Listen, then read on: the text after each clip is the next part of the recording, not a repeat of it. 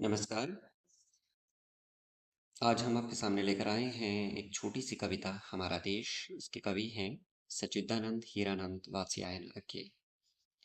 आज हम इस छोटी सी कविता की जो सिर्फ 2 स्लाइड्स में है, सिर्फ 2 पद ही हैं इसमें व्याख्या के लिए इस कविता की व्याख्या करेंगे और उसके पश्चात इसके मूल भाव को जानने की चेष्टा करेंगे। सर्वप्रथम इसकी व्याख्या करते हैं क्योंकि व्याख्या करते-करते बहुत से जो बिंदु हैं हमारे सामने स्वतः ही स्पष्ट हो जाएंगे। हम पहले करते हैं इस कविता की व्याख्या। इन्हीं तृणफूस छप्पर से ढके ढुलमुल गंवारू झोंपड़ों में ही हमारा देश बसता है।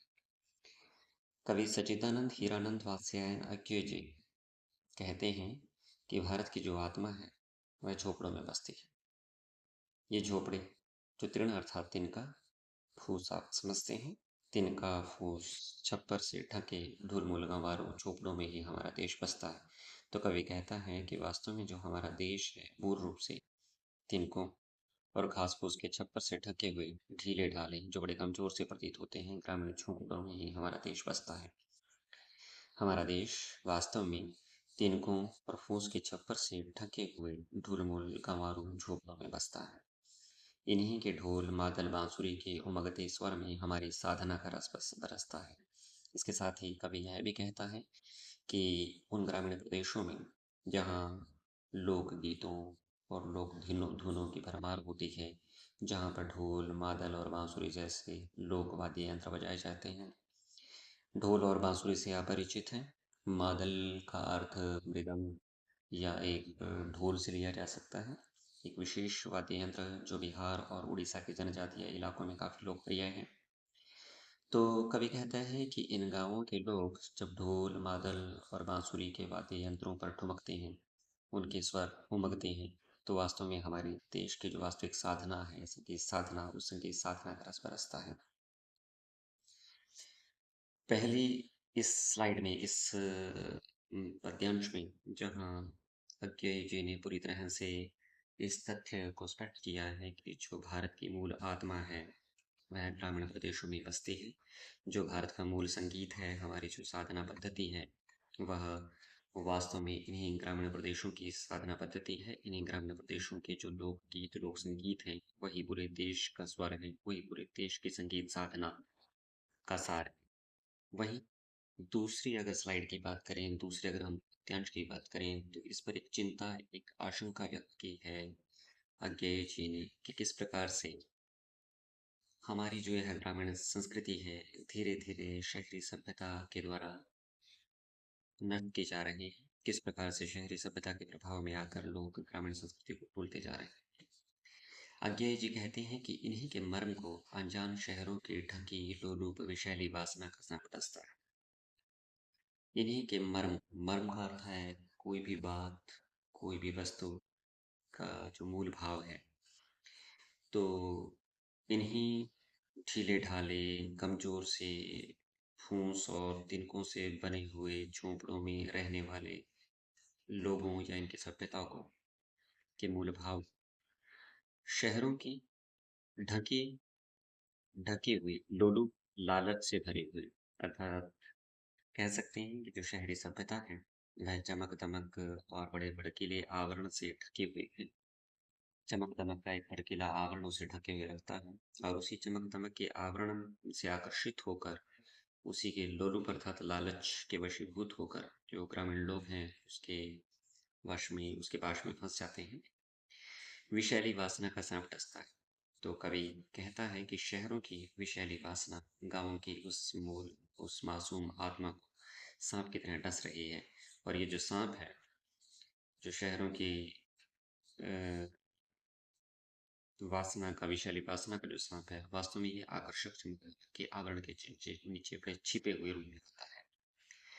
इन्हीं में लहरती अलहड़ अयानी संस्कृति की दुर्दशा पर सभ्यता का भूत हंसता है और उन्हीं झोपड़ों के विषय में, उन्हीं झोपड़ों में रहने वाली भारतीय संस्कृति के विषय में बात करते हुए अज्ञेय जी कहते हैं कि इन झोपड़ों में लहराती हुई अलहड़ अयानी अर्थात जो सयानी ना हो, अर्थात अबोध भोली भाली संस्कृति की दुर्दशा पर सभ्यता का भूत हंसता है। एक व्यंग्य भी यहाँ पर कसा जा सकता है कि सभ्यता एक बड़े अच्छी अर्थ में प्रयोग की जाती है। असभ्य का विपरीत है सभ्य। असभ्य एक नकारात्मक शब्द है, जबकि सभ्यता एक सकारात्मक शब्द है। लेकिन व्यंग्यात्मक रूप से यहाँ पर शहरी सभ्यता को सभ्यता कहते हुए ही एक नकारात्मक रूप में हमारे सामने से प्रस्तुत किया है कि वास्तव में वो जो सभ्यता है, जिसे हम सभ्यता नहीं कह सकते, उस सभ्यता का भूत मानो गांव में रहने वाली इस लहराती भोली भाली संस्कृति की दुर्दशा पर हंसता हुआ सा प्रतीत होता है। तो इस पूरी कविता की जो व्याख्या है एक बार हम फिर से करते हैं कि अज्ञेय जी कहते हैं कि तिनके और घास-फूस के छप्परों से ढके हुए ढीले ढाले ग्रामीण झोपड़ों में हमारा देश मूल रूप से बसता है।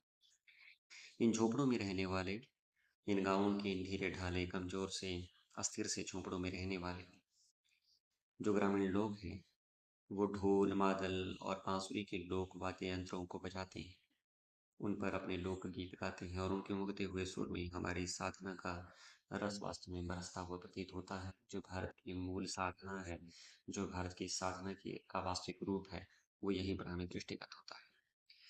और दूसरे पद्यांश में अकेले जी कहते हैं कि इन्हीं लोगों की वास्तविक मर्म शहरों की आकर्षक और चमक-दमक आवरण से ढकी हुई विषैली वासना का सांप धीरे-धीरे ढंसता जा रहा है।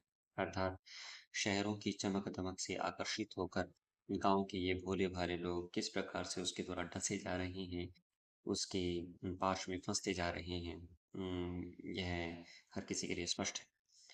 इन्हीं झोपड़ों में लहराती हुई अलहड़ और अबोध भोली-भाली संस्कृति आज दुर्दशा का शिकार हो रही है और शहरों की सभ्यता का भूत मानो उस पर हंसता हुआ सा प्रतीत होता है।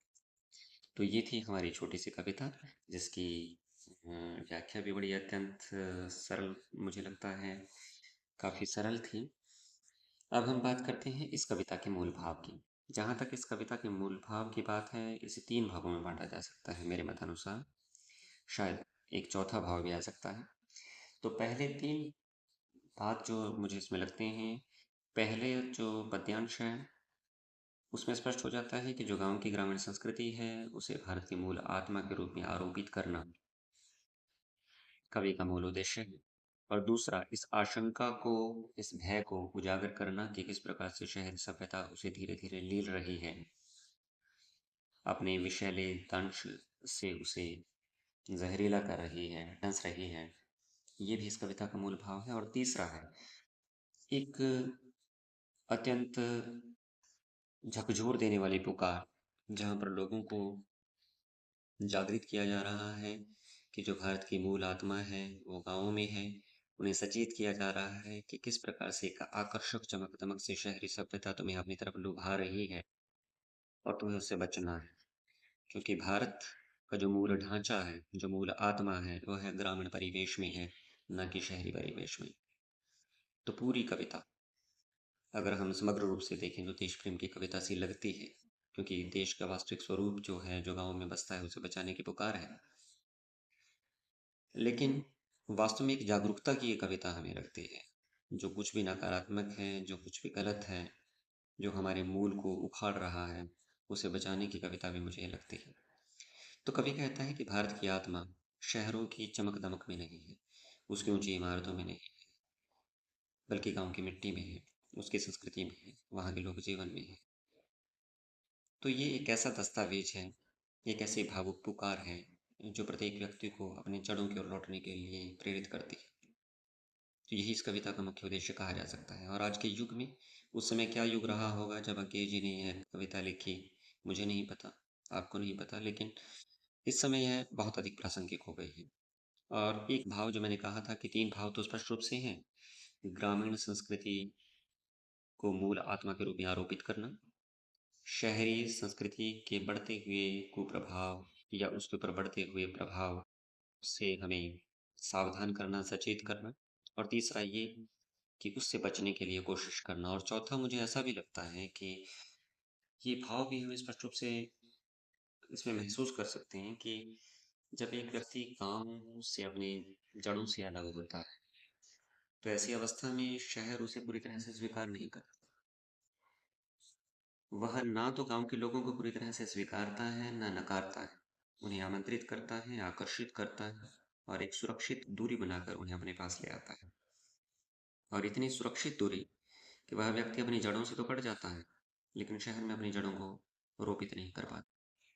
वह तमाम उम्र भटकाव में रहता है। गांव की जो सौंधी खुशबू है, मिट्टी की जो सौंधी खुशबू है, वो उसे आकर्षित करती है। वह इस चमक दमक की और यहाँ पर जो आनंद है उसकी कल्पना करके यहाँ पर आता है, लेकिन जो वास्तविक खुशी है उसे खो बैठता है। तो मुझे लगता है कि यही इस कविता का मूल भाव था। जो चौथी बात कही है वो मेरे अपने मन के भाव थे।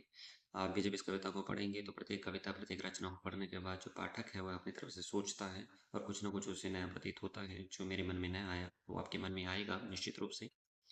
किताबों में जो लिखा है या परीक्षा के पॉइंट ऑफ व्यू से जो आप लिखेंगे, वो यही लगता है कि कविता का मूल उद्देश्य भारत की मूल आत्मा अर्थात जो ग्रामीण भारत है उसकी बचाव की है कविता है। और एक सचेत करने की कविता है कि किस प्रकार से जो ग्रामीण परिवेश है वो धीरे धीरे शहरी सभ्यता के प्रभाव में आकर अपने जो वास्तविक स्वरूप है उसे खोता जा रहा है।